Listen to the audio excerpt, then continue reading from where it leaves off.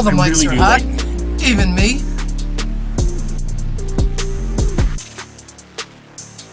Good. I don't think you breathe during the show. I want to say something.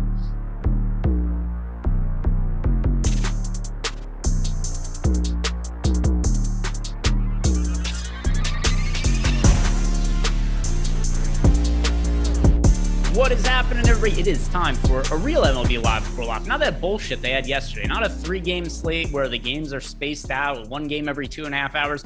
The real deal. The whole MLB slate today. We've got a weather situation to talk about. We've got most of the teams playing today. Lots of spots to talk. I mean, we got Coors Field as well. So lots of happenings today. Pitchers priced all over the place. As you're watching, do us a favor. Like the video, subscribe to the YouTube channel. If you got any questions for us, leave us a super chat. If you're a Stochastic sub, hit me up in the Discord channel and I can see the questions you ask. We're answering those over the course of the show. But most importantly, we're bringing my friend here, Eric Lindquist. Tell me talk about the slate. Eric, what's happening, man? I'd rather talk about House of Dragons. I really would.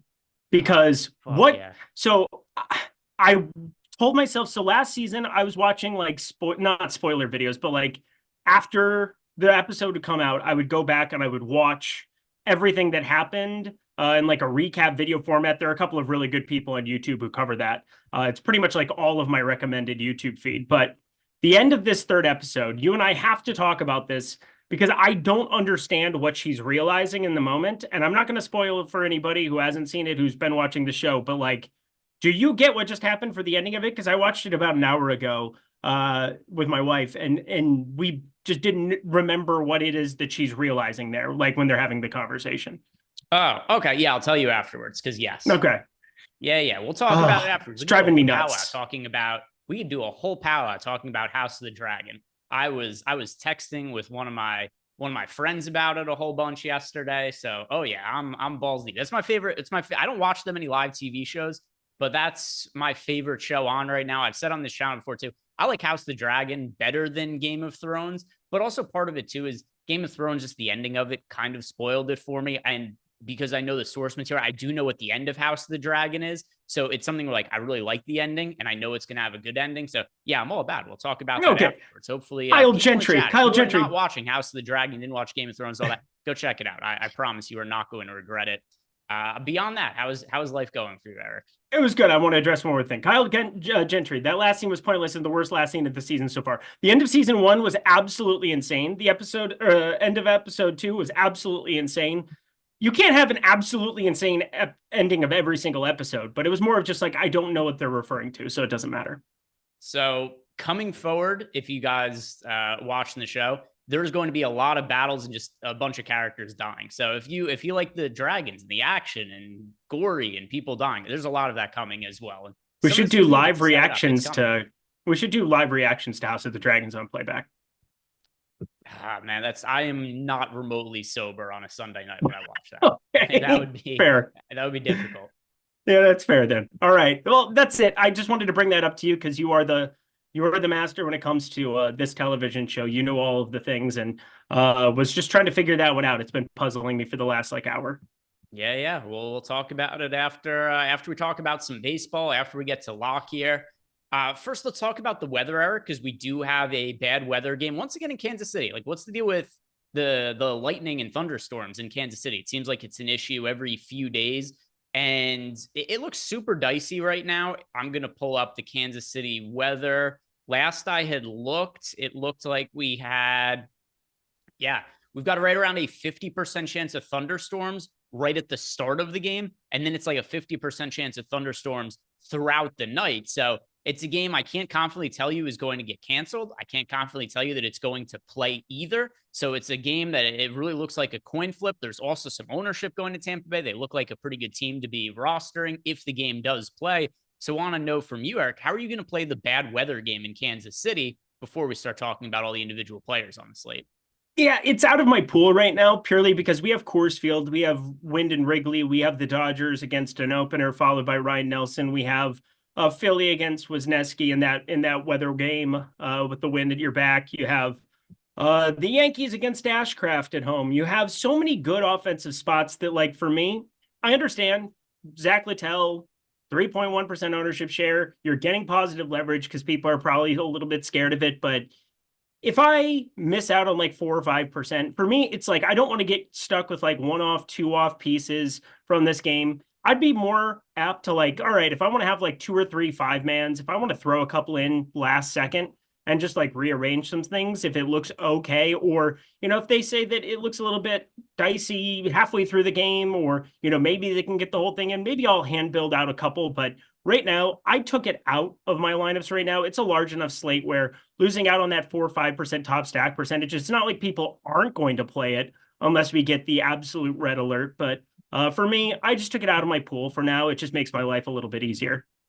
Yeah, so here's where things stand right now for that game. We do have the Tampa Bay Rays with the second highest overall top value odds on the slate in our top stacks tool. And they're also projected for the 4th most ownership of any offense on the slate on the road. They're going up against Brady Singer. I do think it's a good team to be getting to if we knew there weren't going to be any weather concerns. But considering that we do have this as a team that's a little bit overowned as is, here's something that I kind of like about fading the Tampa Bay Rays is, all right, even if the game was to play, they're currently projected to be a little bit overowned, so I would be underweight to the field to them. But then we also have this out where if the game has rain issues and it gets rained out, well, it's just another way that this could be a somewhat popular spot that doesn't hit. Now, yeah, the ownership could end up dropping in the next 45 minutes to an hour by the time we get to lock. But I'm with you. As of right now, if the slate was locking at this moment, giving the ownership information we have, I wouldn't be playing it. Yeah, and just to tell the people in the Sims tool, once you go to the contest generator, you build out your stack exposures the way that you want, and you have everything there for the pool. I just zeroed everybody out on that screen. I know you can kind of do it after the fact by ROI boost and doing whatever else, but like for me, I'm just getting rid of it before we even start up. I'm happy to just be full fading that spot and live with the result of it. Yeah, and we'll see. Maybe the weather ends up being okay, or maybe we get a situation like the other day where I had a bunch of really live DFS lineups. You and I were texting each other, Eric. We didn't play the Kansas City game, and I was in first in a lot of stuff, and like, oh, I'm making a bunch of money on this DFS slate, and you're like, the Kansas City Royals, they're coming hard. And yeah, you ended up being correct there, because what ended up happening was that my lineups, I think it was the slate, the Yankees scored like 16 runs or something like that. Maybe it was a different day, but I think I had Yankee stacks that are doing really well. And they end up getting passed by Royal stacks, hit a bunch of home runs and stolen base at low ownership on a day that looked like it was going to rain out. So hopefully that isn't the scenario again. Yep, I completely jammed under total outs and a couple of other spots there. Ended up hitting one of the strikeouts, which was fine. I ended up going like 2 for 3 on the props that I did bet, where I was just full fading pitchers in that game. And it worked out okay because they got blasted, but not having it in DFS, that was a problem. And also, shout out to Chris Williams. He gifted out 10 YouTube memberships. Chris, thank you very much for supporting the channel. We appreciate you. And also, if you guys don't know that when you do get those YouTube memberships gifted you from Chris, those come with free super chats. So you could leave those to us totally for free when you do get that name change to green, when you get that free YouTube subscription. So Chris, thank you very much for supporting the YouTube channel. Eric, let's talk about pitchers. Starting with the pay-up options we have on the slate, we'll group together the 5 pay-up options that are 9K or higher together, and all of them are picking up some semblance of ownership.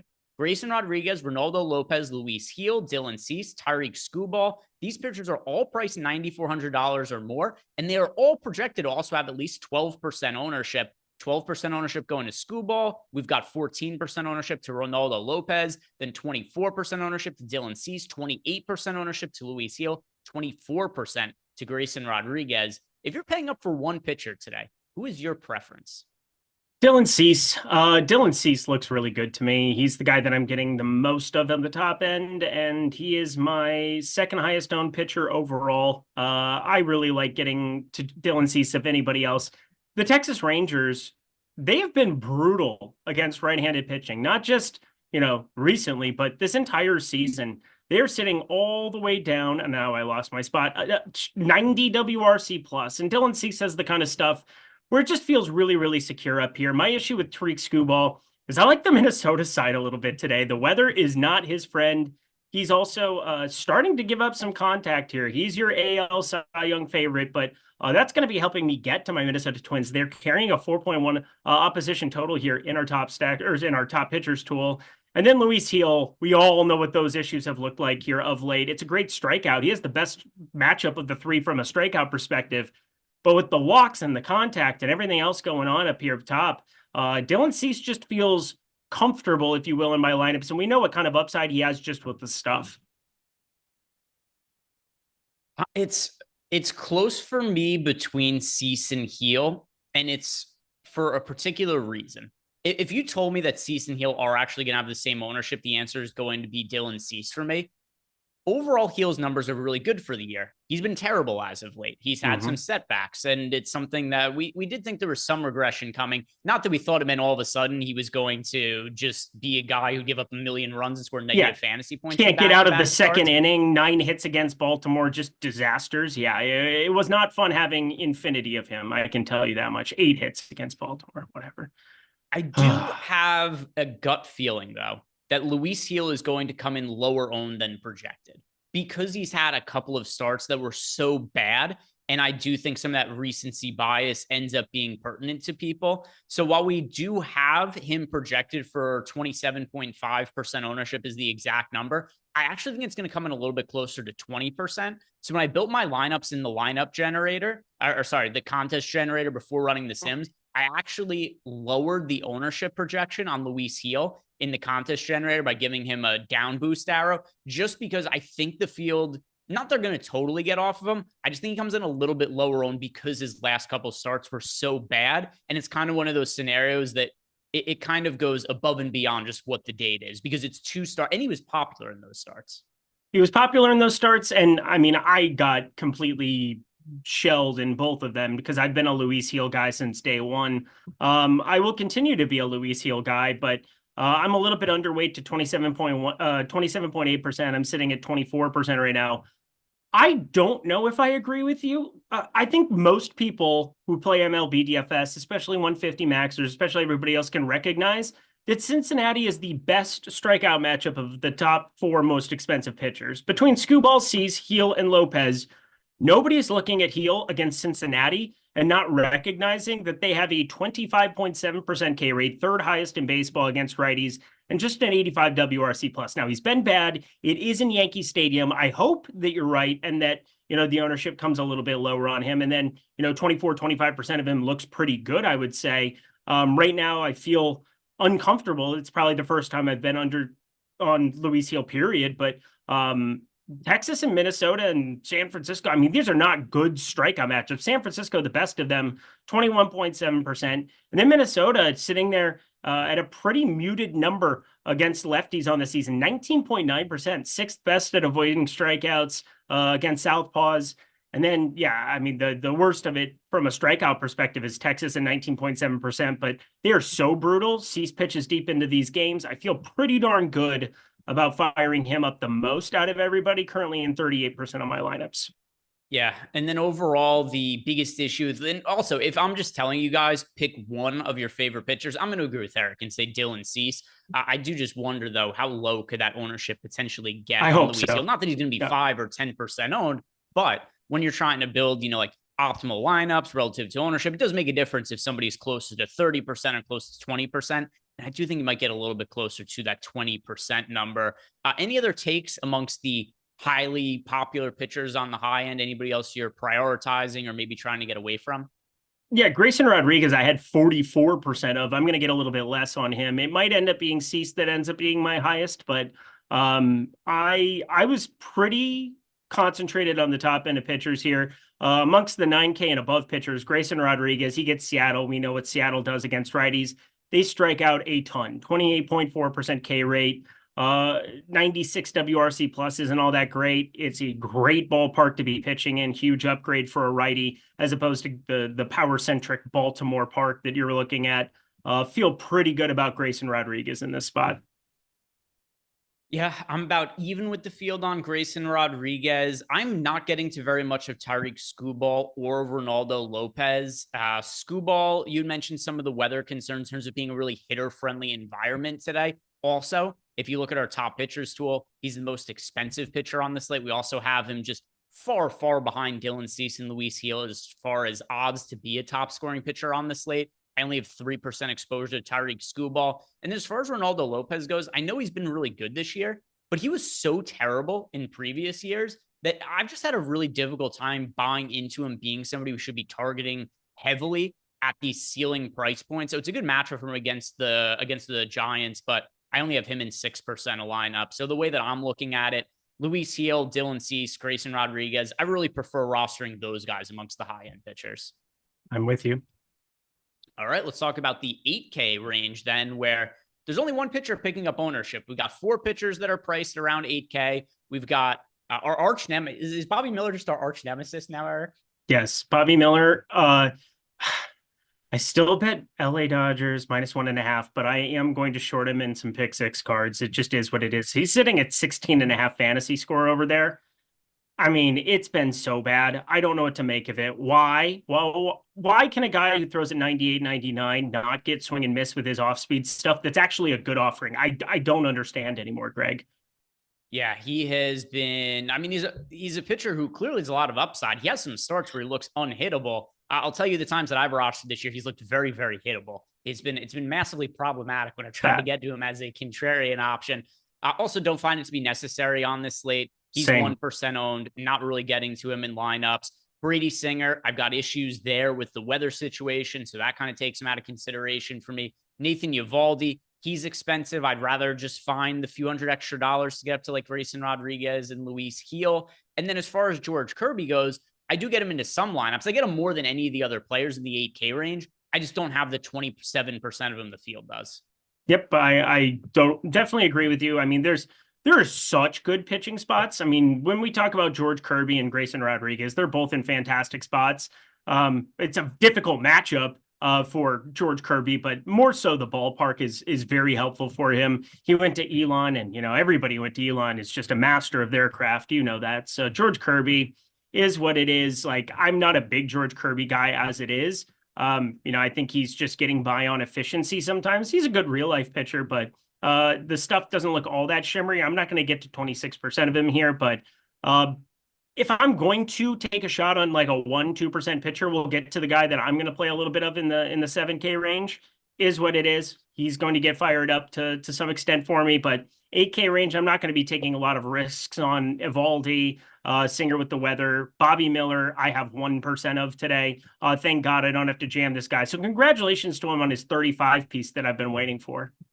Yeah, that would be quite tilting for today, but more or less the same for me. The only guy I get significant exposure to in this price range is George Kirby, but he's really popular, and I am underweight to the field to him. So let's talk about the 7K range, Eric, where we've got 2 pitchers that are picking up ownership. Simeon Woods Richardson, 15% owned at $7,200 against the Detroit Tigers. And then Jose Soriano, who's got a great matchup against the Oakland A's. He is 18% owned at $7,500. I'm actually a little surprised Soriano isn't more popular because he has been chalk in so many spots this year, and there is such a lack of cheap starting pitching. When I was looking at the slate this morning, I was just like, oh, Jose Soriano is going to be super popular, pulling some ownership, but not as much as I thought he was going to. He's my favorite 7K range pitcher, Eric. Yeah, I like him, but do you have any pitch count concerns? He hasn't pitched since the 12th, and looking at some of his AAA stuff, like, it feels like they're not going to give him like 85, 90 right away even, don't you think? Let's see if we go. That's my main concern with him. It has nothing to do with anything other than because he has one of the best pitches in baseball. He's got a splitter that I just absolutely love. He continues to get ground balls like crazy, and he gets a matchup against Oakland. He's got strikeout pedigree that'll come for the ride. But 97 pitches was his high point, 98 pitches, actually, on the entire season. But that was at the tail end of May. 97 pitches his last start, hasn't pitched in 3 weeks, comes off of the injured list. And I don't know, it just feels like they're not going to give him 90, 95 right away. Yeah, I would say probably somewhere around 75 to 80 pitches. That's what I put him at. Yep.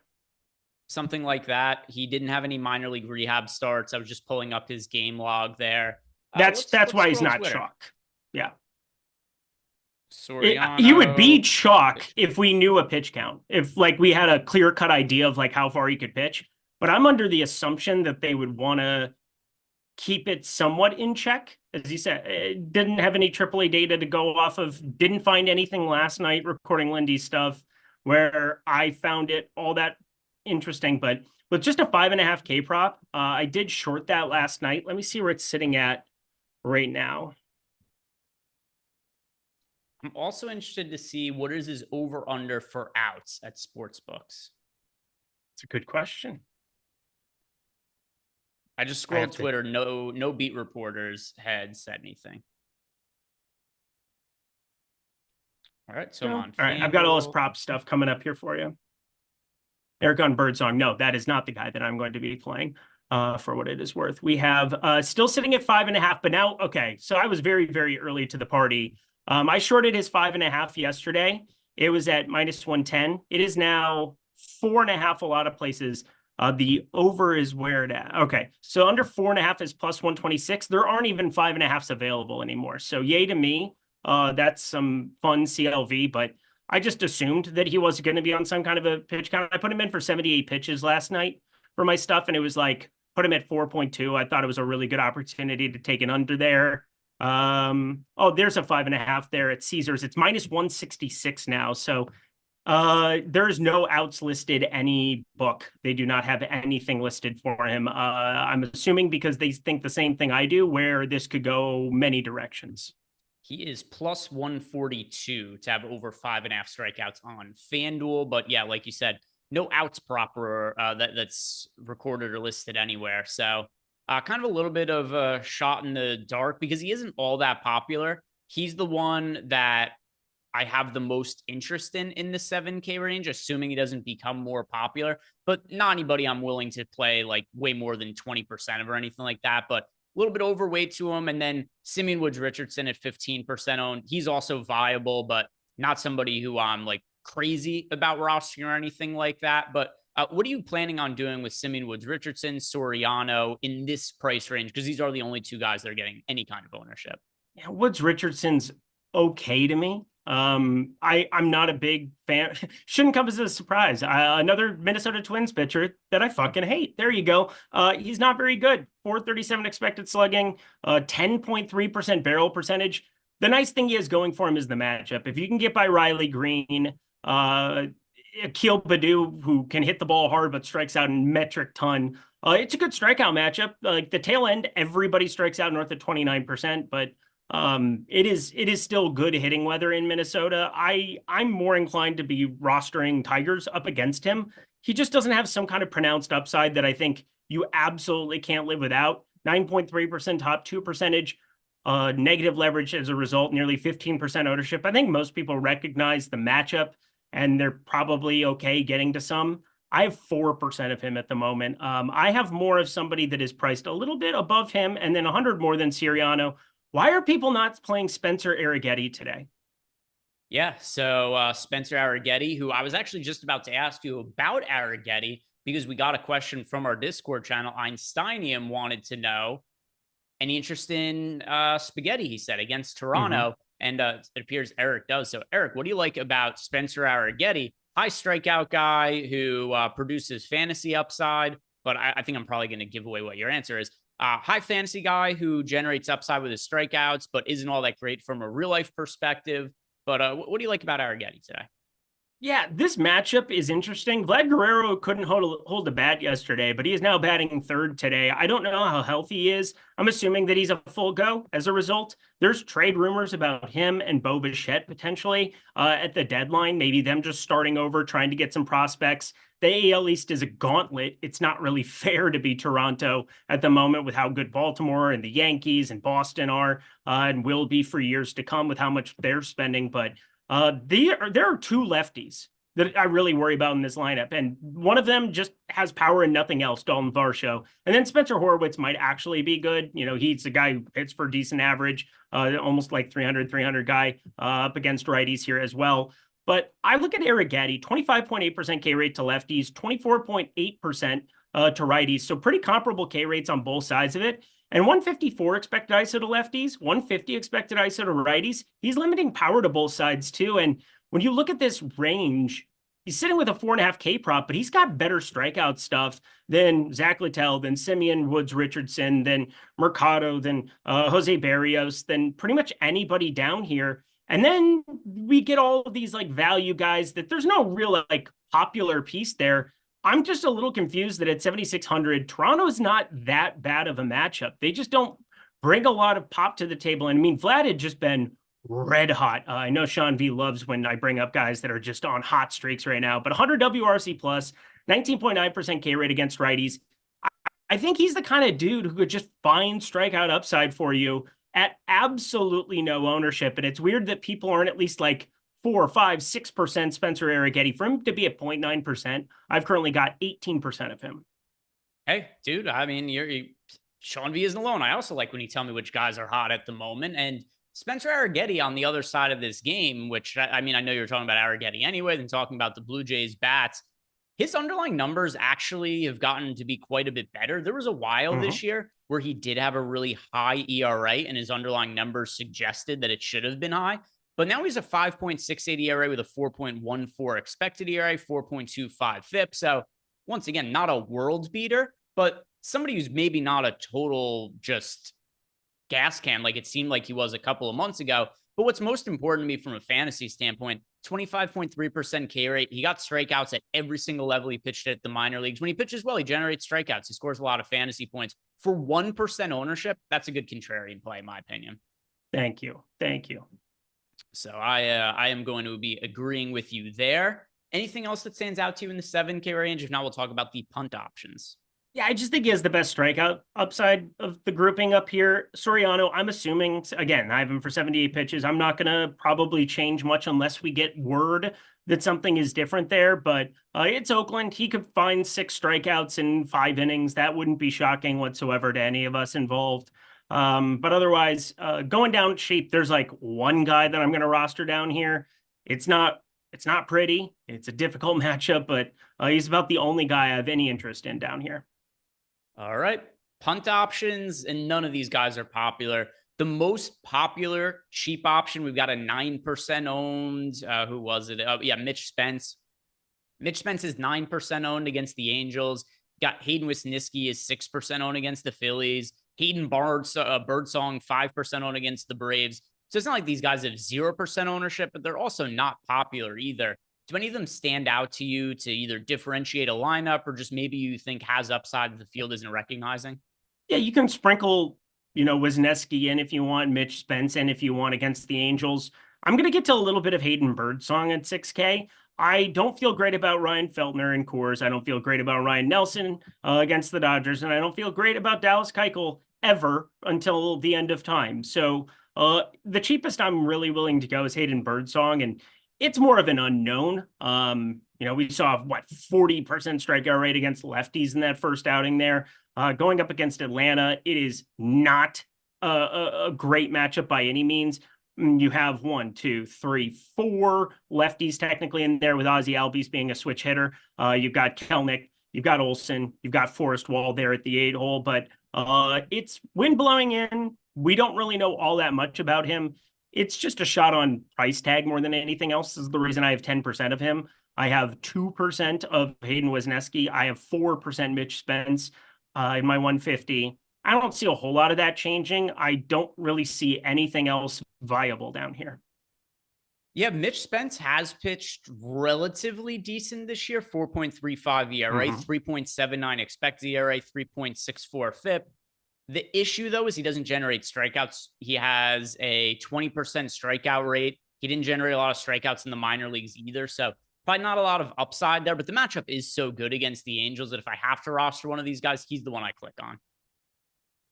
Yeah, I probably should be getting a little bit more Spence as opposed to Birdsong. I mean, 5 implied run total for him and Wesneski, 4.2 for Spence. It's just a better ballpark. He's pitched pretty decently well, and it's by far the best matchup of the 3. So I think you're making a lot of sense there. And we got another question in here from Hey, I'm Drew. And I think at offense, this is really easy because he asked us, who are the cash game plays today? At offense, play Coors Field. Brewers, Rockies, yes. That's where you want to be in cash games. Pitcher, there's a lot of different directions you could go to. Who are the 2 pitchers you would be clicking on for a cash game? It would be Cease and Rodriguez.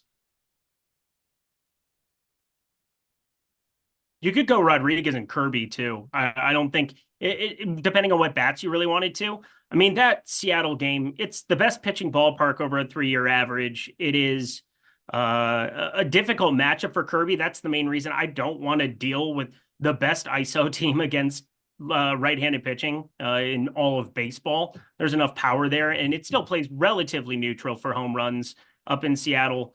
I'm probably going to say Cease and Rodriguez.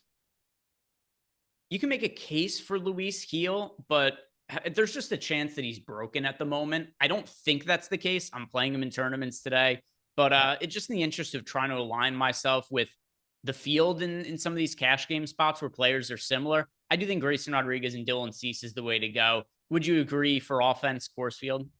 Yes, by far. All right. So yeah, and for cash games, you should be playing lots of Coors Field. There's a lot of easy ways of making that work. And may I remind you, we have an opportunity to bet against Dallas Keuchel today. So that's fun. A not super popular offense against Dallas Keuchel at Coors Field as well.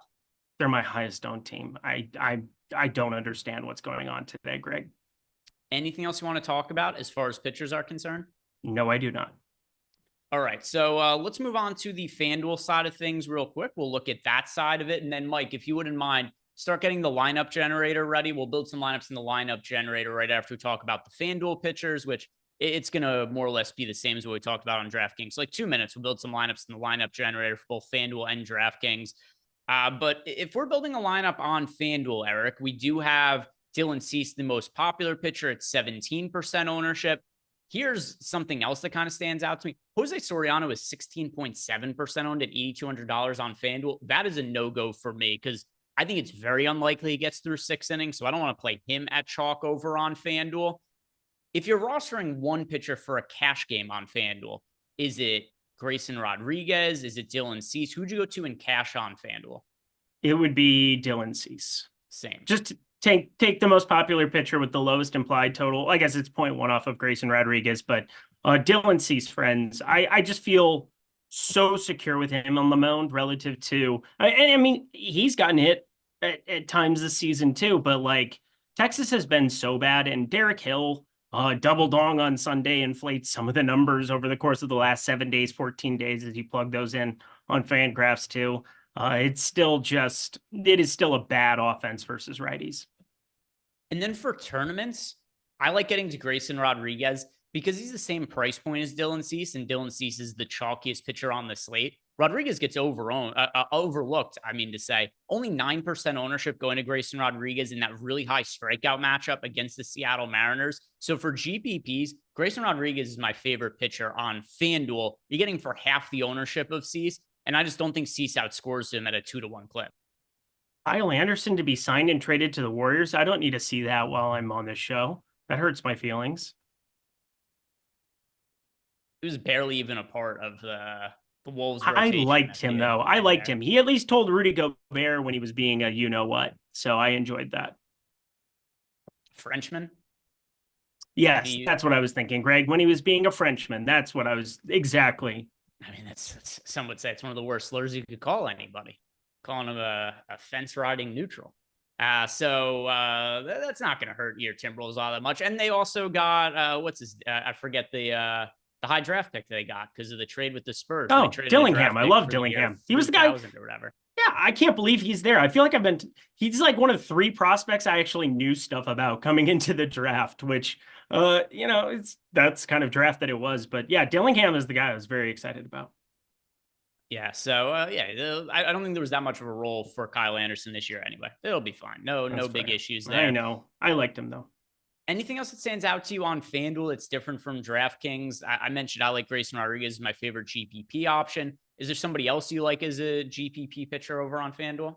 Yeah, I would have 0 Jose Soriano. I find it interesting that Spencer Getty is 2.6% owned on FanDuel, but 0.9% over on DraftKings. Riddle me that, Batman. Riddle me that.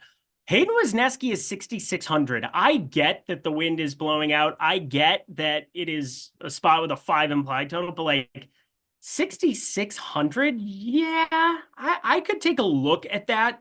Not somebody that I'm really considering for DraftKings purposes. All right, let's go ahead and build some lineups then. If you wouldn't mind pulling up the lineup generator and sharing the screen with us, Mike. We'll look at what the lineups are looking like here. We'll start with DraftKings, build some lineups, then build some for FanDuel as well. If you guys haven't done it, like the video, subscribe to the YouTube channel. If you're looking to sign up for the lineup generator, it's less than $15. It's the most affordable package we have here at Stokastic.com. You got player projections and ownership projections in here. It's going to build lineups for you, but you could also alter those lineups to customize them, either by selecting whether you want chalky, contrarian, or balanced lineups, but just make some hand edits to these lineups within the lineup generator using our projections and tools within here. But let's start with DraftKings. I'll let you decide, Eric. Do you want to go chalky, balanced, or contrarian lineups? Let's go balanced, because I don't want to get I want to see like the middle ground on what Coors Field still shows up with, as opposed to contrarian. I bet contrarian even still at Coors Field today, so it doesn't really matter all that much. But let's go balanced. All right, balanced it is. Gut feeling, because we do have the Brewers just ranking so highly in the top stacks. So my guess is that we're going to have one of these slates where like 3/4 of our lineups are the Brewers, but maybe I will be proven wrong here. Let's see what it shows us. Don't lock anything in, skip this, and let's see what we get to. Yeah, save some lineups, Mike. And I'm seeing a lot of Brewers, maybe not quite as much as I expected, but maybe this is my eyes playing a trick on me as the lineups go I see through. a lot of Colorado. That makes me very happy. And I saw a lot of Cubbies too. A lot of Cubbies. Yeah, so Dylan Cease and Luis Gil is our most rostered starting pitchers. Totally makes sense. Can you make out the names? It's showing up pretty blurry for me. Yeah, I can see at the top of it. Ben Rice, our most exposed batter there with Garrett Mitchell. Dylan Cease, our highest owned pitcher there at 33%. Luis Gil at 33% as well. Contreras batting up there. Simeon Woods Richardson, 28%. George Kirby, 28%. So a good flat top with pitching. This is one of those slates for me where I'm probably not going to get over 40% of anybody as I get my final runs in. I did have over 40% Grayson Rodriguez there a second ago. We don't have Grayson Rodriguez there. He's sitting there at 23%. Good work there, Mike. And looking through some of these other batters, I do like that we're getting like a good like high teens percentage of Cubbies. I think the Cubbies work really nicely with some Coors Field stacks today as well. It's another great game environment and not quite pulling kind of ownership that I was anticipating them to get, considering the wind's blowing out there.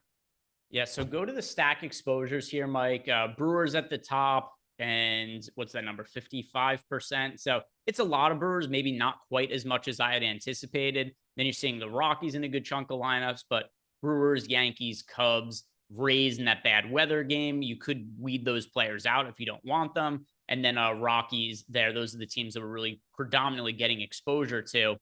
First question here, Eric. If you're building a single entry lineup, though, who is the team you're playing? I think we might be on the same spot. Colorado Rockies. Yeah. 7% ownership. First off, Dallas Keuchel. I don't think Dallas Keuchel would be successful pitching in the Little League World Series at this point in his career. He doesn't throw harder than those kids that pitch in the Little League World Series. Sure doesn't. Either. It's like Dallas Keuchel and Jose Urena. I don't know what it is, but MLB teams cannot quit these two veteran pitchers, and they've both been terrible for so long. One thing that was really funny, I don't know if you saw that when the Brewers initially signed Dallas Keuchel, it was framed as Brewers signed Cy Young winning pitcher Dallas Keuchel. It's like, come on, I know he has a Cy Young to his resume, so it's not like factually inaccurate, but the years where Dallas Keuchel was good and when he won a Cy Young, it's almost 10 years ago now.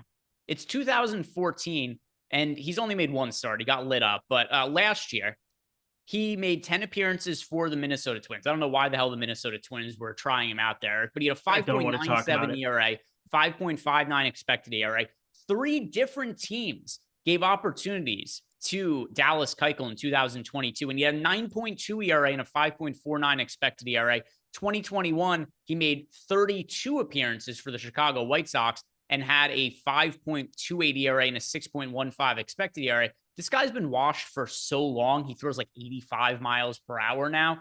I know this is the Rockies and they suck, but it's Coors Field. Dallas Keuchel is even worse than what the Colorado Rockies offense is. This is my favorite overall stack on the slate relative to their ownership.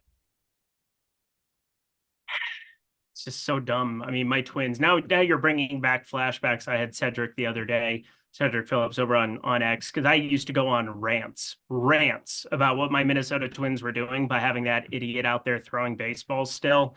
I went on a rant last night on a TV show. I went on a rant about it last night on Lindy's. I don't understand what any baseball team is doing by putting Dallas Keuchel out there. The worst thing that could happen is that he pitches well today for you. Like, if he pitches well today, you're prolonging putting it's like keeping a dog alive that's in obvious pain. Like, Dallas Keuchel needs to be put down in the nicest way possible. He was a beautiful dog when he had his prime years. He would go jump in the lake. He would float around. He was so fun. He was great with kids. Everything was awesome. And now it's time for him to go. You just have to let him go. Okay? Dallas Keuchel has to be let go. Old Yeller him, bring him out to the backyard, pull out the shotgun, one right in between the eyes. And something else, 2022, that wasn't that long ago. You're decent at math, Eric. That was 2 years ago, right? Yeah, it was 2 years ago. Do you know how many teams Dallas Keuchel has pitched on since 2022? 5. The White Sox, the Diamondbacks, the Rangers, the Twins, and now the Brewers. 5 teams in 2 years that he's pitched for. And it's not because he's finding a lot of success and teams are like, oh, it's my turn to try with Dallas Keuchel. It's because teams like, why did they give Dallas Keuchel a few starts, like, why did we do this? And they let go of him. And another team goes, it's all right, we could fix this. And they can't. They let go of him. Another team tries him out. It's very hard to be successful and pitch on 5 different teams over a 2-year span. Give me a lot of the Colorado Rockies going up against Dallas Keuchel. Let's talk about the other side. The other side of the Coors Field game. The chalkiest team on the slate is the Milwaukee Brewers, but they're not crazy owned. We got 11.5% ownership going to the Milwaukee Brewers against Ryan Feltner. Relative to the ownership going to Milwaukee, do you like them as well in Coors? Yep. Simple, easily said, and I agree. My 2 most roster teams on the slate, Milwaukee Brewers, Colorado Rockies, they are making up about half my lineups as far as 5-man stacks go. I could do like getting there. There's only 3 teams I have double-digit exposure to. Brewers, Rockies. You want to guess who the third one is? That's a fun game. I'm going to go with the Dodgers. Chicago Cubs. Okay, that's my third. So I didn't know we were going to have 1, 2, 3 identical. But yeah, Colorado, Milwaukee, and Chicago are my 3 highest owned as well.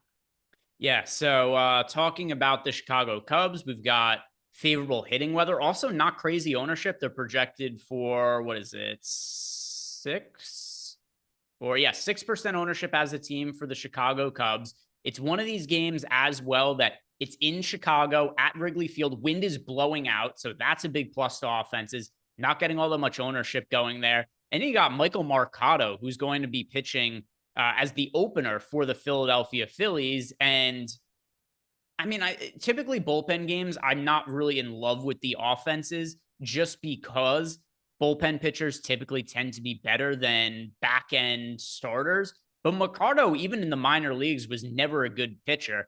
In AAA last year, he had a 4.99 ERA, 5.36 FIP. The year before in AA, he had a 4.91 ERA, 4.72 FIP. If this is a scenario where Mercado gives up a couple of runs early, then I don't think the Phillies are going to be pitching their best relief pitchers in the game anyway. So I think this is a really good spot for the Cubs, and their ownership is really, you typically don't see ownership this low in good hitting weather at Wrigley.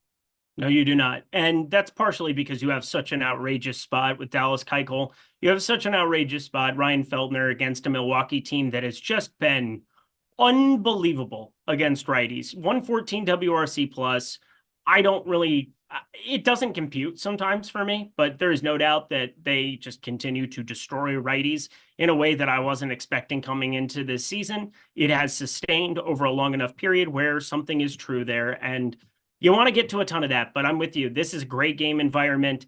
It's weird though. We haven't had the crazy wind affect the baseball game yet for Chicago. We've had some pretty weird weather, I would say, where like there's only been like a couple of actual blow up spots. Like, yeah, the Saya Suzuki one, wind was blowing out slightly, but it wasn't like a hurricane weather. We're going to get one of these where it's like 10, 15 at the back, and we see it play really, really small sooner rather than later. Yeah, and then we also had Wags in chat asked us how much upside could Mercado have, enough data to project. He hasn't pitched since June 24th, and he only pitched an inning in that outing. So a couple things. Number one, I think Mercado is bad. And then two, I think he only pitches an inning or two. Yep, there you go.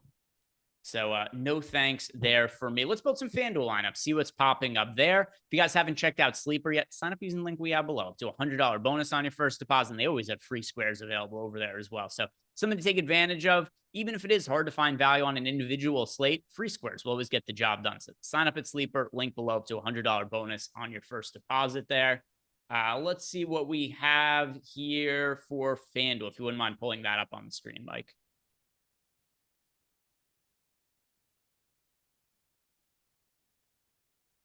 Yeah, FanDuel. Same deal, Eric. Balance lineups again? Yep, let's do it one more time. Run it back. All right. All the same settings, Mike. We'll go balance lineups. And I'll double check the chat to make sure there's no question. This show's gone pretty quick here. I love Einstein it. wants to know any love for the Braves against Birdsong. Are you stacking the Braves much, Eric? No, I am not. I have 3% of the Braves. I was playing a lot of the Braves for a while. It went really poorly. Then it started to go really well. And now they've just become more expensive. If you look at the price points for the top hitters in the Braves lineup, Olson's 5,200, Ozuna's 6K, Riley's 5,300, Albies is 5,400 now. The price points have just become prohibitive. Yep, it has more to do with now they're overpriced for what their production has been. That had not been the case like all season long until now. Yeah, we had some of those slates where the Braves offense was starting to not suck again, and the hitters were all like in the 4K range, and they also weren't picking up ownership because they had been bad for a little while. Now that they're actually hitting well, they're just too expensive on a slate where we're more prioritizing spend up at pitching. So I mean, like I said, I have 3% of them. It's just not a significant portion of what it is that I'm doing, but it's not like I outright faded them either. Yeah, I didn't do anything to like adjust it or to try to boost them or anything. I'm getting to like virtually none as is. Lots of Cubs. I'm seeing lots of Cubs here. Was that Bellinger, Michael Bush, Nico Horner, Chris Morel, Seiya Suzuki. So while on DraftKings, we weren't really getting ourselves to a ton of Cubs, and it's also a team that wasn't all that popular. They are popular on FanDuel. I can't remember a slate actually this kind of ownership split. What other time have we seen a night, Eric, where a team like the Cubs be 6% owned on DraftKings and 15% owned on FanDuel? That is a great point. It is very different, but again, their prices are down in the doldrums there on a single pitcher site where we've got some guys up at the 10K range that you do want to pay up for in large field tournaments. You don't want to be getting away from them in a large portion of your lineups. Lots of upside. Grayson Rodriguez more appropriately priced there and still somebody you want to get to with a 7.5K prop. I'm with the tool there where Chicago, a lot more accessible than Milwaukee.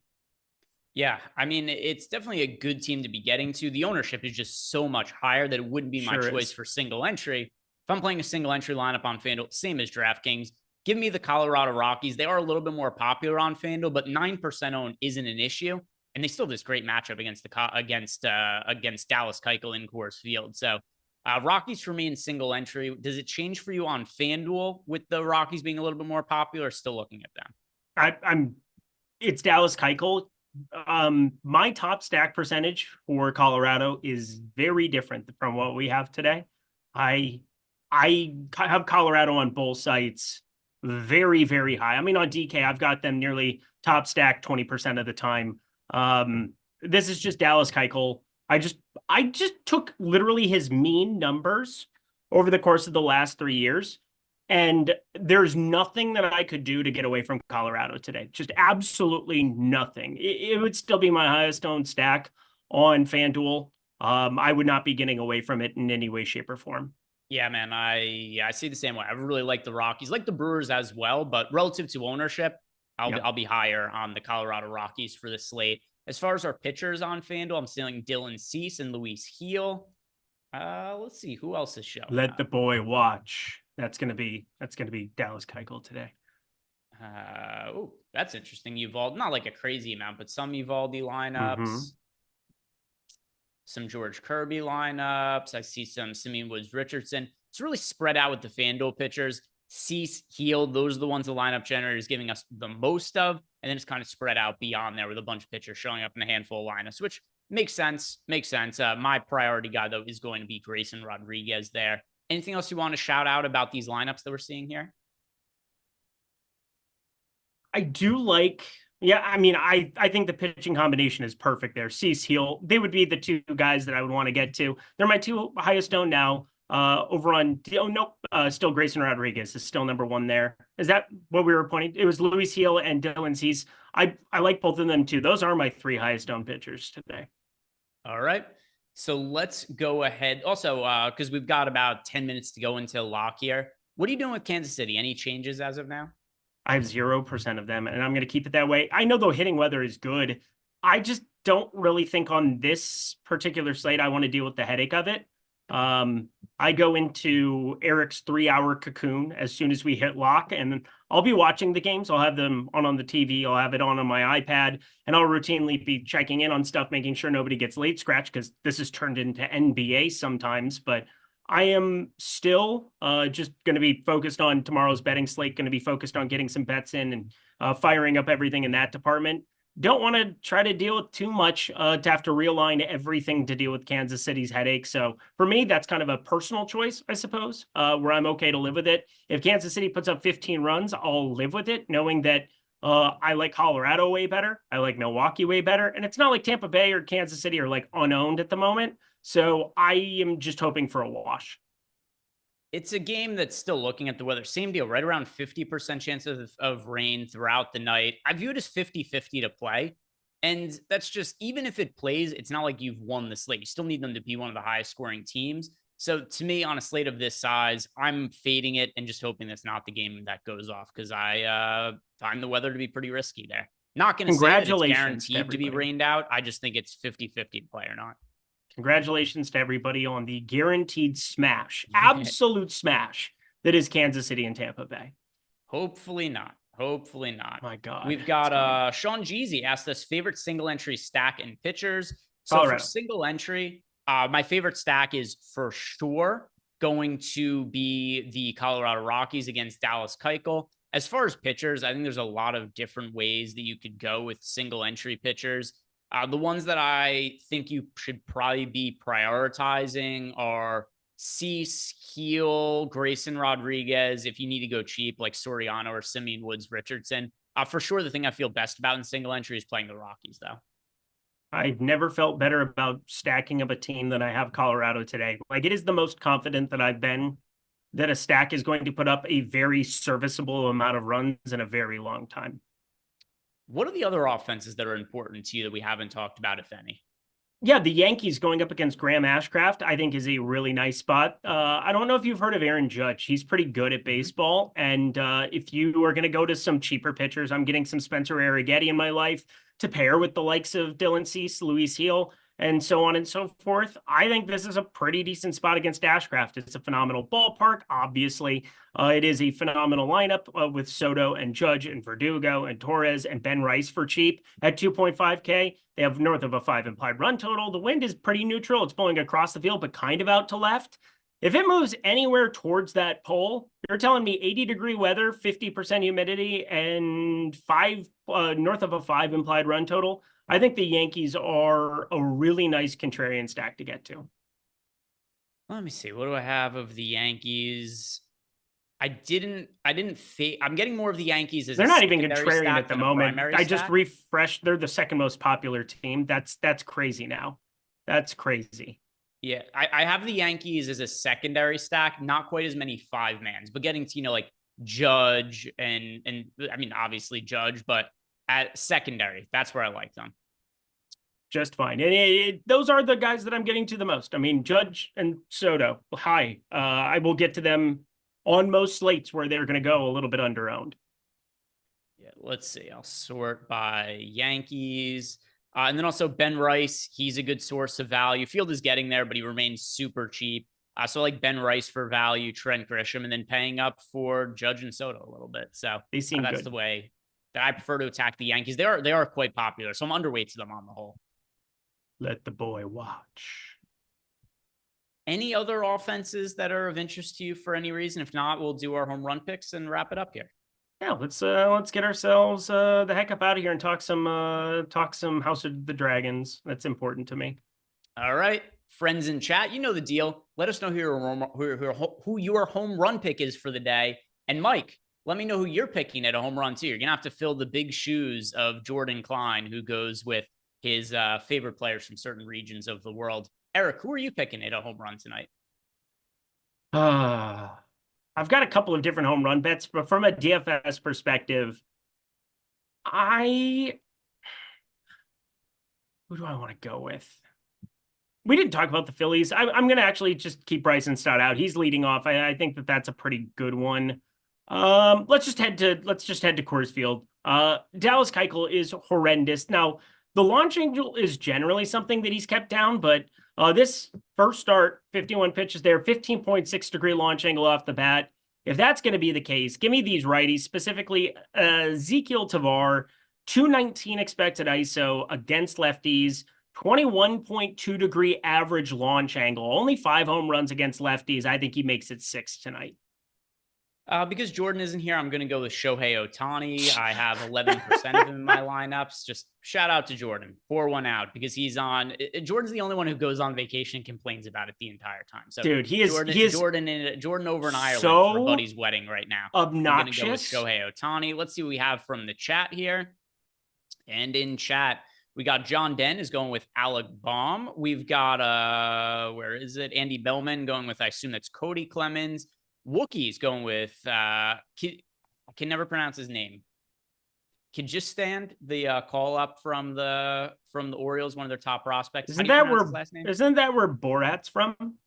Yeah, exactly. So it's one of the things I really like about him is just the way that he collects different whatever. Not going to say actually what I was about to say. Yeah, I know what you were going to. I love you to go with a good direction to make Borat jokes and feel like, oh, I can't go there.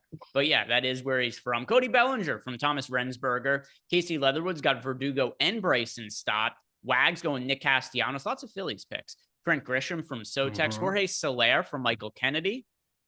Then chat just moved really fast, so I missed some of them there. But Malukar's got Teoscar Hernandez. Reg Kell is going with Garrett Mitchell. We've got Francisco Rubio going with Jock Peterson. Mike, who did you pick? I'll take Homer pick and Jordan Klein's stay. I'll take Marsh against Wispoopski. Lefty on righty. Brandon Marsh there. Doug Dobbs is going with Brenton Doyle. We've got Brendan Rodgers from Aiden Queskin. Boy, lots of people going with Coors Field today. Almost Made is going with Cody Bellinger. We got Ryan Schindler going James Wood to hit his first big league homer. Kerstad there from J.R. Berlew. We've got Logan O'Hop from Mark Adams. Freddie Freeman from Jose Mora. We've got Willie Calhoun from Frada Louie. Brandon Marsh from Benny Levine. We got Hunter Goodman from Mike Campbell. Malakar also going with Brandon Marsh there. And then Clips, he's going Ellie De La Cruz just for the aura. Guys, thank you very much for watching. If you have not done yet, like the video, subscribe to the YouTube channel. Check out our best ball package if you haven't already. It is totally free. I know a lot of people start to get into best ball this time of year, right around after July 4th. So if you are going to play best ball, head on over to Stokastic, make yourself a free account, and you get access to all of our best ball stuff. DraftKings, Drafters, Underdog projections, all free. We've got rankings. You can export the CSV, upload it directly to those sites to make it populate as your pre-draft rankings. And like I said, totally free. So go check that out. Thank you guys very much for watching. Have a great night. We'll see you back here tomorrow.